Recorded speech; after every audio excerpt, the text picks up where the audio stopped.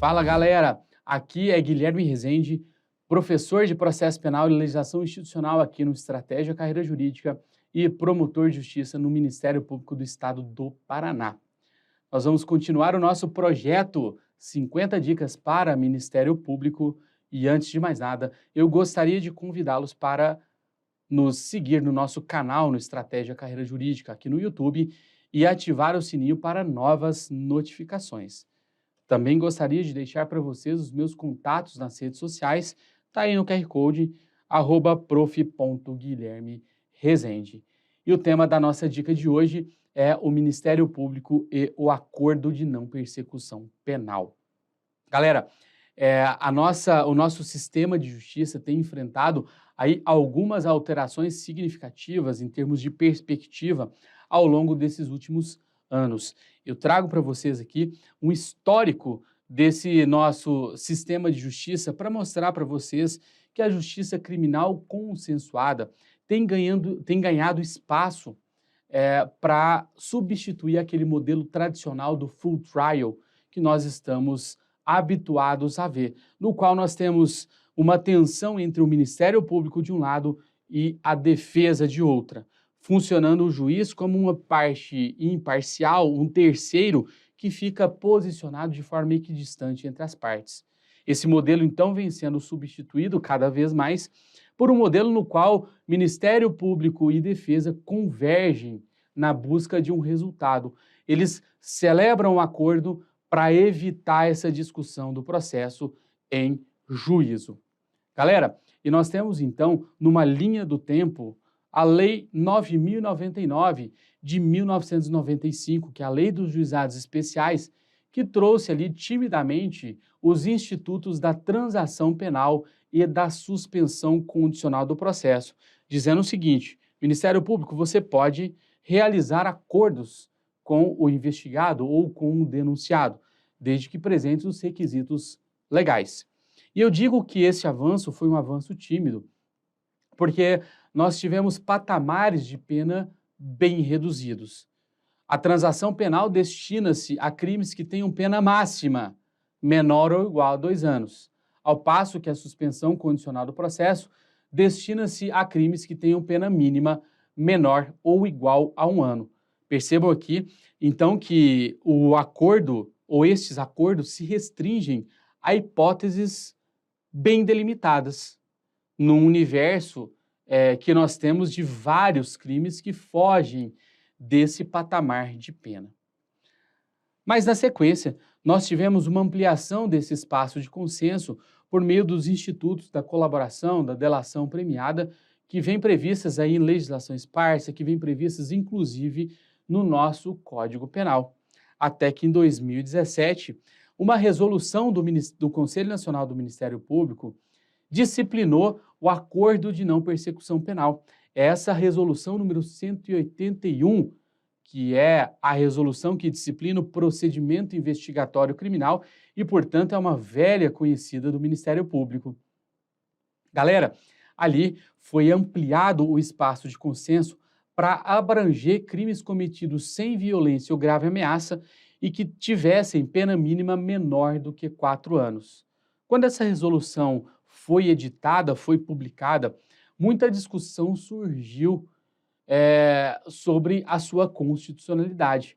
Será que uma norma infraconstitucional, uma resolução do Conselho Nacional do Ministério Público, poderia disciplinar questões sobre direito processual penal?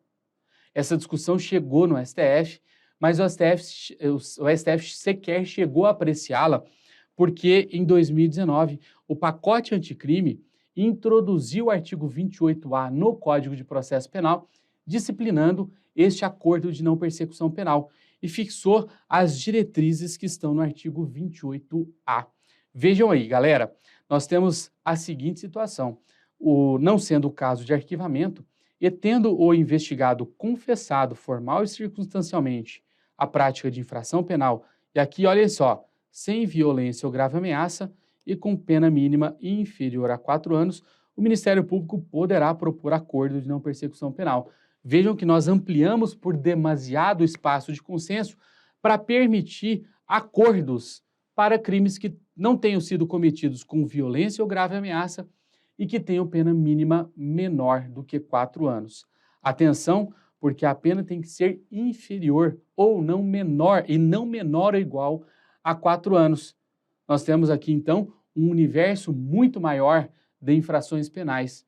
Por exemplo, em relação aos crimes contra o patrimônio, desde que eles não tenham sido cometidos com violência ou grave ameaça, praticamente todos eles passam a admitir doravante o oferecimento do acordo de não persecução penal, assim como também aqueles crimes previstos na Lei de Armas, a Lei 10.826 de 2003. E esses são os crimes que cotidianamente nós enfrentamos na atuação como membros do Ministério Público. Mudou-se, portanto, substancialmente o cenário da atuação do Ministério Público no direito penal, o que vai produzir reflexos no dia a dia da justiça criminal e, portanto, na sua prova para ingresso na carreira. Aliás, o ANPP foi um tema cobrado em praticamente todas as provas de Ministério Público desde a edição do pacote anticrime. Eu consigo computar de cabeça aqui uma única prova que não cobrou essa matéria. Vamos, então, para algumas questões sobre o acordo de não persecução penal. Ele é uma obrigação ou uma faculdade do Ministério Público? Quer dizer, o Ministério Público é obrigado a oferecer o acordo de não persecução penal? Bom, o que tem entendido a doutrina, a jurisprudência a respeito do tema?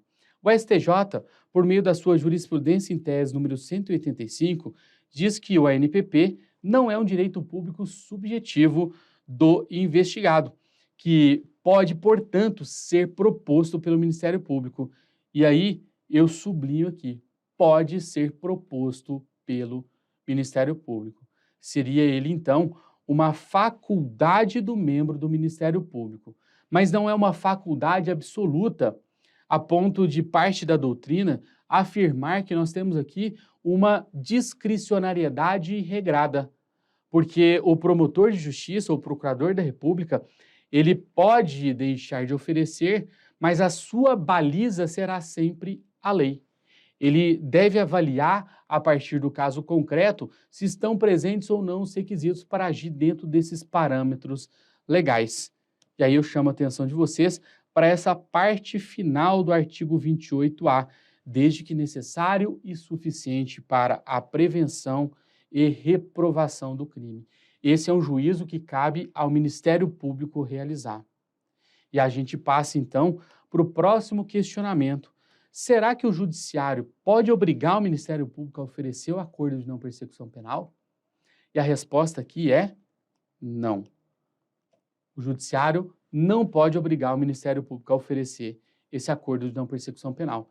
Esse juízo sobre oferecer ou não é um juízo do Ministério Público, não é do promotor de justiça, Guilherme, que está aqui embaixo, pisando no chão da fábrica.